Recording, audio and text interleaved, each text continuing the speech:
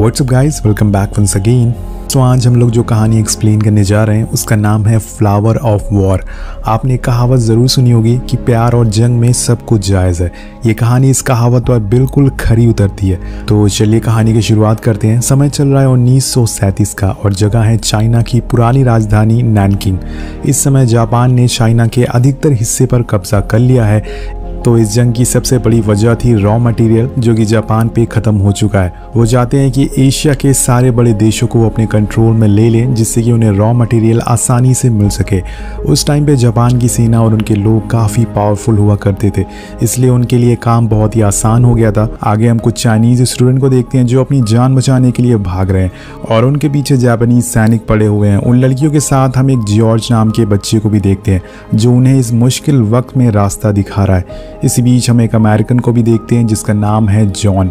John एक funeral director है जो लोगों को दफनाते हैं, उसके बदले में पैसे लेते हैं। और यहाँ पर एक चर्च में एक फादर की मौत हो गई है जिन्हें दफनाने के लिए उसे बुलाया गया था। वो चर्च की तरफ जा रहा होता है, लेकिन तभी उसे एक सैनिक देख लेता है। वो उस पर बंदूक तान देता है, पर जॉन कहता है कि वो एक अमेरिकन है और वो चर्च के बुलावे पर यहाँ पर आया है। इसी दौरान उसकी नज़र एक वाटर टैंक पे जाती है जिसके अंदर 2 छोटी बच्चियां अपनी जान बचाने के लिए छुपी हुई थी।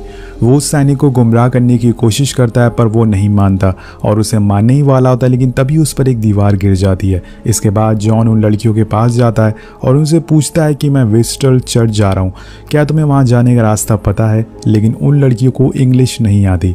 वो उसका कोई भी जवाब नहीं देती, जिससे कि जॉन निराश होकर वहाँ से जाने लगता है। पर तभी एक लड़की उसे मिस्टर कह के बुलाती है। ये सुनकर वो बहुत ही खुश होता है। वो लड़की कहती है कि हम लोग भी वेस्टल चर्च से ही हैं, हम वहाँ के स्टूडेंट हैं। वो उसे पूछती है कि जॉन वहाँ क्यों जाना चाहता है, तो वो कहता है कि वो उनके फादर को दफनाने के लिए जा रहा है। वेल गाइस, इसके बाद जो सीन आने वाला है वो शायद आपके रोंगटे खड़े कर देगा। नैनकिन में हर तरफ बस तबाही का मंजर होता है, चारों तरफ लाशें और बर्बादी के अलावा कुछ भी नहीं था। पर अभी भी कुछ चाइनीज सैनिक थे जो अपने देश के लिए लड़ रहे थे। हम कुछ और लड़कियों को देखते हैं जो चर्च की तरफ भाग रही थी, पर उनके पीछे दुश्मन पड़े हुए थे। लेकिन तभी उनके सामने चाइनीज सैनिक आ जाते हैं और उन पर गोलियां चलाने लगते हैं, जिससे कि उन लड़कियों की जान बच जाती है। अब ये सब देखकर एक चाइनीज सोल्जर अपने सीनियर से कहता है कि सर, हमें वापस चलना चाहिए। ये सुन के मेजर कहते हैं कि हम अपना देश छोड़कर कहाँ जाएंगे, और उसे लड़ने का ऑर्डर देते हैं। अब चाइनीज सोल्जर आगे बढ़ने लगता है, लेकिन तभी जापानीज अपना टैंक लेके आ जाते हैं। वो कुछ सैनिकों को मार देते हैं, पर अभी भी कुछ बचे हुए थे। वो फैसला करते हैं कि वो उनके सामने से वॉर करेंगे, चाहे कुछ भी हो जाए। इसलिए वो सारे अपने ऊपर एक मोटा कपड़ा लगा लेते हैं और उनके सामने जाके गोलियां चलाने लगते हैं। पर दुश्मन बहुत ही ज़्यादा थे, जिस वजह से वो हार जाते हैं और सारे सोल्जर शहीद हो जाते हैं। लेकिन मरते मरते वो अपने साथ कई टैंकों को तबाह करके ही जाते हैं। इसी तरह से एक एक करके सभी सोल्जर अपने देश के लिए शहीद हो जाते हैं। मेजर ली अपने दोस्तों को मरता देखकर रोने लगते हैं, लेकिन वो लाचार थे दोस्तों। वहीं दूसरी तरफ सारे स्टूडेंट अब चर्च के अंदर होते हैं और इसी बीच हम मेजर ली को देखते हैं जो उसी चर्च के सामने वाली बिल्डिंग में छुपे हुए थे। दुश्मन से बचने के लिए अब जॉन अपने साथ 2 लड़कियों को लेकर चर्च के अंदर आ जाता है। वहाँ वो एक जॉर्ज नाम के लड़के से मिलता है और चर्च के फादर के साथ ही रहा करता था, इस वजह से उसे टूटी फूटी इंग्लिश आती थी। वो जॉन को एक गड्ढे के पास ले जाता और बताता है कि यहाँ पे जापानीज ने एक बॉम्ब गिरा दिया था जिससे फादर की मौत हो गई थी। तभी जॉन बोलता है कि मैं तो यहाँ पे फादर की बॉडी को दफनाने आया था, लेकिन यहाँ तो इनकी कोई भी बॉडी बची ही नहीं है। पर अगर तुम चाहते हो कि मैं फिर भी ये करूँ तो तुम्हें मुझे फीस देनी होगी। तो जॉर्ज बोलता है कि मेरे पास कोई भी पैसे नहीं है, पर वो उसे एक ट्रक के पास ले जाता है जो चर्च के बाहर खड़ा हुआ था। वो कहता है कि तुम इस ट्रक को ठीक कर दो जिसे हम लोग नैनकिंग छोड़कर जा सकें। लेकिन जॉन मना कर देता और बोलता है कि मैं इसके पार्ट्स सेल करके अपनी फ़ीस ले लूँगा।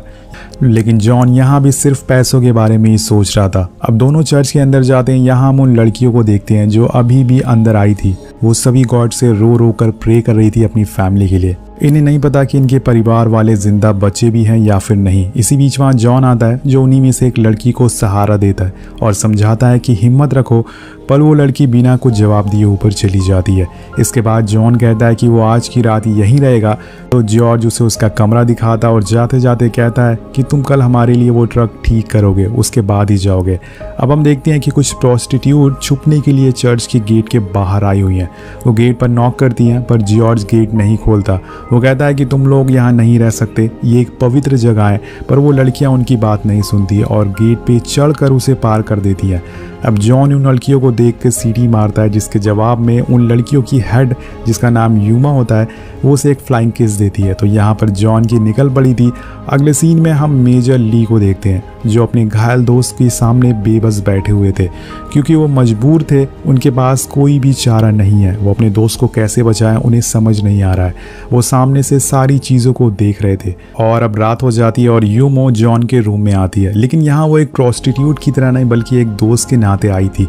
वो जॉन से कहती है कि तुम ही हो जो हम लोगों की जान बचा सकते हो, तुम हमें नैनकिंग से बाहर ले जा सकते हो क्योंकि तुम एक अमेरिकन हो और जापानीज़ अमेरिकन को कुछ भी नहीं करते। पर जॉन को ये सब मजाक लगता है। वो कहता है कि ऐसा कुछ भी नहीं है, मेरी भी जान खतरे में है। पर वो कहती है कि अगर तुम हमारी मदद करोगे तो हम तुम्हारा शुक्रिया अदा ऐसे करेंगे कि तुमने कभी सोचा भी नहीं होगा। अगले ही पल हम किसी को चर्च के अंदर घुसते हुए देखते हैं और आवाज़ सुन के जॉर्ज गेट पर जाता है। वहाँ उसके गले पे कोई चाकू रख देता है और उसके साथ अंदर आ जाता है। ये कोई और नहीं बल्कि मेजर ली होते हैं। वो अपने घायल साथी को लेके उसी रूम में आ जाते हैं जहाँ पे सारी प्रोस्टिट्यूट छुपी हुई थी। उन्हें देख के लड़कियाँ कहती है कि वो एक कायर है और वो जानबूझ के यहाँ छुपे हुए हैं ताकि अपनी जान बचा सके। लेकिन मिस्टर ली कहते हैं कि वो और उसका दोस्त दोनों घायल हैं। मिस्टर ली बोलते हैं कि मैं चाहता था कि मैं अपने दोस्त को किसी सेफ जगह पर रख लूं और मुझे इस चर्च से ज़्यादा सेफ जगह कहीं नहीं मिली। अभी वो देखते हैं एक कमरे में कुछ लड़कियां गॉड से रोते हुए प्रे कर रही हैं ताकि उनकी जान बच जाए। ये देखकर मेजर इमोशनल हो जाते हैं, उनकी आंखों में आंसू आ जाते हैं क्योंकि उन्हें सच्चाई पता थी कि अब शायद कोई भी जिंदा यहाँ पर नहीं बच पाएगा। अब वो एक लड़की का जूता वहीं रख देते हैं क्योंकि जब वो उनकी जान बचा रहे थे तो उसका एक जूता छूट गया था और तभी उन्हें यूमो मिलती है जो उसे अपने दोस्तों की तरफ से माफ़ी मांगती है। उन्होंने जो भी कहा वो बहुत ही गलत था। नेक्स्ट मॉर्निंग वहाँ पे कुछ जापानीज सैनिक आते हैं जो चर्च के अंदर घुस जाते हैं और ये देखकर पूरे चर्च में भगदड़ मच जाती है। सारी प्रोस्टिट्यूट छुप जाती है लेकिन दो स्टूडेंट को एक जापानीज सैनिक देख लेता है। वो जैसे भी करके अपनी जान बचाकर भाग रही थी। वहीं जॉन एक अलमीरा के अंदर खुद को बंद कर लेता है। बाहर से लड़कियों की चीखने की आवाज़ें आने लगती है जो बता रही थी कि वो खतरे में। वो आवाज़ें जॉन के अंदर के इंसान को जगा देती हैं। जॉन बिना कुछ सोचे समझे फादर की ड्रेस पहन के बाहर चला जाता है। बाहर जापानीज सैनिक लड़कियों के साथ बदतमीजी ज़बरदस्ती कर रहे थे। वो चिल्ला रही थी, चीख रही थी, लेकिन उन्हें इस बात का कोई भी असर नहीं हो रहा था। शायद इसीलिए किसी ने कहा है कि जंग में सब कुछ जायज़ है। वेल तभी वहाँ जॉन आता है जो उन्हें क्रॉस दिखाता और कहता है कि भगवान के लिए पीछे हट जाओ, ये गॉड का घर है और यहाँ ऐसा मत करो। लेकिन उसकी कोई भी बात नहीं सुनते ये सोल्जर। उसके सामने ही एक स्टूडेंट के साथ वो बदतमीजी करने लगते हैं। जॉन उन्हें रोकने की कोशिश करता है पर वो उसके सर पे वार कर देते हैं जिससे वो वहीं गिरकर जख्मी हो जाता है। जिसके बाद वो सारे सैनिक उस लड़की को ऊपर ले जाने लगते हैं लेकिन हाथापाई में वो लड़की बालकनी से नीचे गिर जाती है और जॉन के आंखों के सामने उसकी वहीं मौत हो जाती है। लेकिन जापानीज सैनिक यहाँ नहीं रुकते, उन्हें कोई भी फर्क नहीं पड़ता, वो जानवर बन चुके थे। अभी एक मासूम सी लड़की की मौत हो गई है और वो एक और स्टूडेंट को पकड़ लेते हैं। पर इस बारी जैसे ही वो उसके करीब जाते हैं पीछे से एक गोली आती है और सीधा उस सैनिक के सर को चीर कर निकल जाती है। ये गोली चलाने वाला कोई और नहीं बल्कि मेजर ली थे जो सामने वाली बिल्डिंग में सब कुछ देख रहे थे। अब जापानीज को पता चल जाता है कि अभी भी कोई चाइनीज सैनिक जिंदा है। वो फौरन उस बिल्डिंग की तरफ भागने लगते हैं और यहाँ जॉन उस लड़की की लाश के पास जाता है और उसका हाथ पकड़कर रोने लगता है। कुछ ही दिन पहले उसने इस लड़की को हौसला दिया था कि सब कुछ ठीक हो जाएगा, लेकिन आज उसके सामने उसी लड़की की लाश पड़ी हुई है। ये देखकर वो पूरी तरह से टूट जाता है। वही दूसरी तरफ सारे सैनिक मेजर के पीछे पड़ चुके थे। वो लोग उस पर गोलियां चलाने लगते हैं पर मेजर भी उनका सामना बहुत ही बहादुरी से करता है। मेजर ने कई जगह पर बॉम्ब लगा रखे थे जिसकी मदद से वो बहुत सारे दुश्मनों को मार देते हैं, लेकिन आखिर में वो बस एक बिल्डिंग में घुस जाते हैं। यहाँ मेजर के पास सरेंडर करने के अलावा कोई भी चारा नहीं होता और जैसे ही वो सोल्जर अंदर आते हैं वो उस बॉम्ब को उड़ा देते हैं जिससे कि एक बहुत ही बड़ा धमाका होता है जिससे उनकी भी जान चली जाती है। पर साथ साथ में वो उन लोगों को भी ले गए थे जिन्होंने उस लड़की को मारा था। और यहाँ मेजर ली ने साबित कर दिया कि वो कायर नहीं है, वो अपने देश के लिए जान दे सकते हैं। चर्च की खिड़की से यूमो ये सब देख रही थी। थोड़ी देर बाद वहाँ पर जापानीज सेना का एक सुपीरियर आता है, कैप्टन आते हैं, जिसे सारी स्टूडेंट डर के जॉन के पीछे छुप जाती हैं और कहता है कि उसके सैनिकों ने जो भी किया वो उसके लिए शर्मिंदा है। कभी कभी जंग में सैनिक को काबू कर पाना मुश्किल हो जाता है। कैप्टन ये भी कहता है कि वो इस चर्च में रह रही सभी लड़कियों की जिम्मेदारी लेता है और उन्हें कुछ नहीं होगा, लेकिन जॉन बोलता है कि उसे उसकी बातों पर यकीन नहीं है। तो कैप्टन कुछ सैनिक को चर्च के बाहर सिक्योरिटी के लिए खड़ा कर देता है। उसके जाने के बाद जॉन उस लड़की को दफन कर देता है। वो उन लड़कियों को ऐसा देख के बहुत ही रोता है। तभी उनमें से एक स्टूडेंट पूछती है कि क्या तुम अब हमें छोड़कर चले जाओगे? तो जॉन उसकी तरफ देखता है, लेकिन उसे कोई भी जवाब नहीं देता, क्योंकि कहीं ना कहीं उसे पता था कि उन लड़कियों के लिए अब वही एक उम्मीद है। अब सारे लोग चर्च के अंदर आ जाते हैं। इसी बीच सारी प्रोस्टिट्यूट स्टूडेंट से माफी मांगती है कि उन्होंने अपना रूम बंद कर दिया था जब जापानीज अंदर आ गए थे। अगर वो गेट खुला रखती तो शायद वो लड़कियां आज जिंदा होती, लेकिन अब पछताने से कोई भी फायदा नहीं होगा। पर आज जो भी यहाँ पर हुआ, सारी घटनाओं ने जॉन को अंदर से बदल दिया है। वो पैसों के लिए यहाँ पर नहीं रुका है। अब अगली सुबह जॉन बाहर खड़ी ट्रक के पास जाता और देखता है कि उसमें क्या दिक्कत है। तभी उसकी नज़र एक आदमी पर पड़ती है जो चुपके से चर्च के अंदर आ रहा था। वो दरअसल सू का फादर होता है। दोस्तों, सू उन्हीं लड़कियों में से एक लड़की थी। वो सू से बोलता है कि वो जल्द से जल्द उसे यहाँ से बाहर निकाल लेगा, पर सू अपने डैड से नफरत करती है क्योंकि वो जापानीज के लिए काम करते हैं। उसके डैड बताते हैं कि अगर वो उनके लिए काम नहीं करते तो वो भी और लोगों की तरह मारे जाते, पर सू को इन सब बातों का कोई भी असर नहीं होता। वो बिना कुछ बोले वहाँ से चली जाती है। अब सू के फादर बाहर जाने लगते हैं, पर वहाँ उन्हें जॉन मिलता है। जो उनसे कहता है कि उसे एक काम करना होगा। वो उसके जेब में एक ट्रक को ठीक करने के लिए सारे जो सामान चाहिए उसकी लिस्ट डाल देता है और कहता है कि ये सामान तुम्हें मुझे ला के देना होगा। और एक और बात बोलता है कि नैनकिंग के बॉर्डर को क्रॉस करने के लिए हमें परमिट की ज़रूरत पड़ेगी। तो सू के फादर कहते हैं कि इस काम में बहुत ही खतरा है और वहाँ से चले जाते हैं। अब रात हो जाती है और हमें पता चलता है कि मेजर ली जो अपने साथ सोल्जर यहाँ पर लाए थे उसका समय करीब आ चुका है। वो यूमा का हाथ पकड़ता है और उससे कुछ कहना चाहता है। वो बोलता है कि अब बारिश हो रही है, गेहूं भीग रहे हैं, जल्दी से उन्हें अंदर रख दो। शायद वो अपनी माँ से ये सारी बातें कह रहा था और ये बोलते ही उसकी मौत हो जाती है। उसकी मौत को देखकर सभी लोग रोने लगते हैं और सभी उदास हो जाते हैं। इसके बाद यूमा को पता चलता है कि उनकी 2 लड़कियां गायब हैं। ये सुन के यूमा घबरा जाती है और वो जॉन से कहती है कि 2 लड़कियां यहाँ से बाहर गई हैं, तुम्हें उन्हें बचाना होगा। वो फौरन बाहर जाता है, पर वहाँ पर जापानीज गार्ड खड़े हुए थे। वो उनसे कहता है कि मुझे बाहर जाना होगा खाना लेने के लिए, क्योंकि जब लड़कियां खाना खाएंगी तभी वो गाना गा सकेंगी। एक्चुअल में कैप्टन ने उन लड़कियों को गाना गाने के लिए कहा है, इसलिए वो यही बहाना बनाकर जॉन बाहर निकल जाता है। थोड़ी दूर जाने पे उसे अपना एक पुराना दोस्त मिलता है। वो भी उसी की तरह अमेरिकन है। वो जॉन से कहता है कि रिवर पर बोट खड़ी हुई है, चलो तुम भी हमारे साथ चलो। लेकिन जॉन उसे ये कह के मना कर देता है कि मैं तुम्हारे साथ नहीं चल सकता, मुझे उन 2 लड़कियों को बचाना है। इसी बीच वहाँ पर हम 2 लड़कियों को देखते हैं जो एक घर में जा रही थी और कुछ ज्वेलरी को अपने पास रख लेती हैं, लेकिन तभी उन्हें जापानीज सोल्जर देख लेते हैं और वो उनसे बचने के लिए भागती हैं। एक लड़की को गोली लग जाती है जिससे उसकी वहीं मौत हो जाती है। दूसरी लड़की अपनी जान बचाने के लिए पानी में कूद जाती है, पर जापानीज सैनिक पानी से उसे बाहर निकालते हैं और उसके साथ बहुत ही बुरा काम करते हैं। बाद में बहुत ही बेरहमी से उसे मार डालते हैं। अब जॉन और जॉर्ज उन लड़कियों को ढूंढते हुए उसी जगह पर पहुंच जाते हैं। वो देखकर हैरान हो जाती है कि कोई इतना बेरहम कैसे हो सकता है। क्या इंसानों में इंसानियत खत्म हो चुकी है? कोई ऐसा कैसे कर सकता है? और घर आके यूमा के हाथ में वही ज्वेलरी थमा देता है और बोलता है कि उन दोनों को बुलेट लग गई है। वो उनसे झूठ बोलता है कि कैसे जापानीज ने उन दोनों को बुरी तरह से मारा था, लेकिन कहीं ना कहीं यूमा सच्चाई जानती है, इसलिए वो रोने लगती है। आगे हम देखते हैं कि सू के फादर टूल्स लेके आ जाते हैं जिससे वो ट्रक को ठीक कर सके। साथ में उसे नैनकिंग से बाहर निकलने का परमिट भी देते हैं जो उसने अपनी बेटी के लिए बचा के रखा हुआ था। वो बताता है कि उसने अपनी वाइफ से वादा किया है कि वो सू को हमेशा सेफ रखेगा। और अगले दिन वहाँ पर फिर से कैप्टन आते हैं जो उन स्टूडेंट से गाना सुनता है जो उसे बहुत ही पसंद आता है। अब कैप्टन को नहीं पता था कि इस चर्च में 13 प्रोस्टिट्यूट भी मौजूद हैं, वो इस बात से अनजान था। इसके बाद कैप्टन उसे एक पार्टी का इनविटेशन कार्ड देता और बोलता है कि तुम कल इन लड़कियों को लेके वहाँ आ जाना सिंगिंग करने के लिए। लेकिन जॉन कैप्टन से मना कर देता है क्योंकि उसे पता था कि अगर ये लड़कियाँ वहाँ गई तो जिंदा वापस लौट कर नहीं आएंगी। लेकिन कैप्टन अपनी बात पर अड़ा रहता है। वो उसे कहता है कि कल सुबह एक ट्रक आएगा और इन्हें उस पर बैठा देना। उसके जाते ही चर्च के चारों तरफ गार्ड्स खड़े हो जाते हैं ताकि कोई भी लड़की भाग ना सके।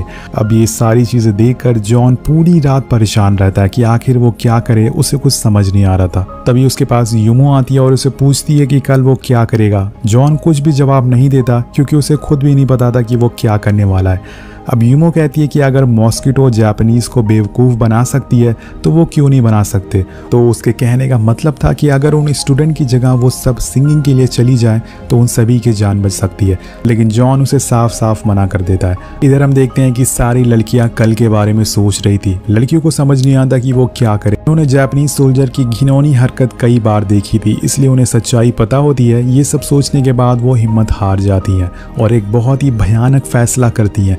वो इसका रास्ता खुदकुशी करने का निकालती हैं और अगले पल ही सभी लड़कियां चर्च के ऊपर चढ़ जाती हैं। लेकिन तभी वहाँ जॉन और यूमो आ जाती है। जॉन उन्हें समझाता है कि वो ऐसा ना करे, लेकिन वो लड़कियां नहीं मानती। उसका कहना था कि कल वो वैसे भी मारी जाएंगी, इससे अच्छा है कि आज वो अपनी जान अभी दे दे। तभी यूमो सू से कहती है कि ज़िंदगी भगवान का एक कीमती तोहफा है, उसे इस तोहफे को गंवाना नहीं चाहिए, और कहती है कि उसके बदले वो कल उस पार्टी में चली जाएगी, उसे वहाँ नहीं जाना पड़ेगा। अब धीरे धीरे करके सारी लड़कियाँ यही बोलने लगती है, जिससे कि सारी स्टूडेंट नीचे आ जाती है। इसके बाद यूमो अपनी सारी दोस्तों को समझाती है कि हमें इन कामों का तजुर्बा है, शायद हम बच भी जाएं, लेकिन अगर वो स्टूडेंट वहाँ पर गई तो वो मारी जाएंगी। लेकिन कहीं ना कहीं यूमो को भी पता था कि वहाँ से बच कर निकलना बहुत ही मुश्किल है, लेकिन वो फिर भी हिम्मत नहीं हारती। वो सभी लड़कियों को मना लेती है क्योंकि उन्होंने अपनी पूरी ज़िंदगी बस बुरे काम किए थे और आज उनके पास एक मौका है कुछ अच्छा काम करने का। वहीं दूसरी तरफ जॉन सारी स्टूडेंट को समझा रहा होता है कि कल हम लोग यहाँ से कैसे निकलेंगे। एक एक करके सभी लड़कियाँ जॉन से पूछती हैं कि यूमो के साथ वो क्या करेंगे, क्या वो उन्हें मार डालेंगे, क्या वो उनके कपड़े फाड़ देंगे। लेकिन जॉन उन्हें हिम्मत देने के लिए हंसकर जवाब देता है कि यूमो और उनकी दोस्त बहुत ही स्ट्रांग है, जापानीज सोल्जर से कैसे हार मानेंगे। तभी एक लड़की जॉन के पास आती है और उसे सॉरी बोलती है। तो जॉन पूछता है कि तुम सॉरी क्यों बोल रही हो। तो वो लड़की कहती है कि हम सभी ने सोचा था कि यूमो और उसकी दोस्त बुरी लड़कियां हैं, लेकिन मैं गलत थी और हम सब उन्हें सॉरी बोलना चाहते हैं। ये देखकर जॉन उसे गले से लगा लेता है और रोने लगता है। इसके बाद वो स्टूडेंट सारी प्रोस्टिट्यूट को अपने कपड़े ले जाके दे देती हैं ताकि वो पूरी तरह से उन्हीं की तरह लग सके। अब जॉन भी अपनी पूरी तैयारी में लग जाता है क्योंकि कल वो दूसरी ट्रक से उन स्टूडेंट को नैनकिंग के बाहर ले जाएगा। लेकिन दोस्तों यहाँ पर इनकी और एक मुसीबत बढ़ जाती है। जब जॉर्ज उन लड़कियों को काउंट करता है तो वो 12 होती हैं और जबकि सुपीरियर ने काउंट किया था तो वो 13 थी। अब यहाँ जॉन के सामने एक और मुसीबत आ जाती है। तभी जॉर्ज बोलता है कि वो उसकी मुसीबत का हल निकाल सकता है, वो लड़की बन के वहाँ जा सकता है। जॉन उसे ऐसा करने से मना करता है क्योंकि वो अभी छोटा बच्चा है, पर जॉर्ज कहता है कि फादर ने मरते टाइम उसे कहा था कि इन लड़कियों की जिम्मेदारी अब तुम्हारी है, लेकिन मैं उसे पूरा नहीं कर पाया और अब मौका है उन्हें बचाने का। सभी लड़कियां उसे मना करती हैं कि तुम एक लड़के हो, तुम्हें जापानीज पकड़ लेंगे। लेकिन जॉर्ज जॉन की आंखों में देखकर कहता है कि मुझे पता है कि तुम ऐसा कर सकते हो। जॉन उसे देखकर रोने लगता है क्योंकि जो बलिदान वो दे रहा है वो बहुत ही बड़ा है। अब जॉन सभी लड़कियों के बाल काट कर एक विग बनाता है जो उसे पहना देता है। जिस अब सुबह हो जाती है और फाइनली वो दिन आ जाता है जब उन्हें पार्टी में जाना है। जॉन सभी लड़कियों को एक चाकू बना के देता है ताकि वो कैसी भी करके अपनी जान बचा सके। थोड़ी देर बाद सुपीरियर ऑफिसर आ जाता है और सारी लड़कियों को एक एक करके ट्रक में ले जाने लगता है। जॉन खड़ा ये सारी चीजें देख रहा होता है। सभी लड़कियों के चेहरे पर निराशा और आंखों में आंसू थे। जॉन को पता है कि आज वो उन लड़कियों को आखिरी बार देख रहा है और तभी एक लड़की रोने लगती है। वो जाने से मना कर देती है, लेकिन तभी जॉन उसे टॉय देता है और समझाता है कि जाओ तुम्हें जाना होगा। वो बहुत ही रोती है, पर आज दोस्तों कमज़ोर लोगों की कोई नहीं सुनने वाला है क्योंकि आज दिन है ताकतवर लोगों का। एक आखिरी बार यूमो जॉन को देख के हंसती है और फिर पर्दा गिरता है और यूमो जॉन की नज़रों से दूर हो जाती है और ये एक बहुत ही इमोशनल सीन होता है। जंग भले ही 2 देशों में होती है दोस्तों, लेकिन उसकी कीमत आम लोगों को चुकानी पड़ती है। ये सीन आपको ये बता देता है। अगले सीन में जॉन फौरन उन बच्चियों को ट्रक में बैठाना शुरू कर देता है। वो उनके ऊपर कुछ लकड़ी के बॉक्सेस रख देता है जिसमें कि वाइन होती है, जिसे कोई उन्हें देख ना सके। थोड़ी देर बाद वो ट्रक को लेके बॉर्डर के पास पहुंच जाता है और उन्हें सू के फादर का दिया हुआ परमिट दिखाता है। और वहाँ पर जो सोल्जर होते हैं वो ट्रक को चेक करने को कहते हैं, तो जॉन उन्हें वही वाइन दे देता है जिसे कि वो मान जाते हैं और उसे जाने देते हैं। और आखिरकार जॉन उन लड़कियों को लेकर नैनकिंग के बाहर आ जाता है। वो उगते हुए सूरज को देखता है जो कि एक नई शुरुआत की उम्मीद है। इसलिए कहते हैं कि हर किसी के अंदर एक इंसानियत छुपी होती है। कुछ लोग मजबूरी में कुछ गलत कामों को चुन लेते हैं। यहाँ उन प्रोस्टिट्यूट के साथ भी यही हुआ था। सारे लोग उनसे दूर भागते थे ये सोच के कि वो लोग बुरे लोग हैं, लेकिन आज जो उन्होंने करके दिखाया वो शायद कोई भी नहीं कर पाता। तो आपको ये इमोशनल जंग की कहानी कैसी लगी नीचे कमेंट करके ज़रूर बताएगा। मिलते हैं आपसे अगली वीडियो में। Thank you so much watching. Peace out.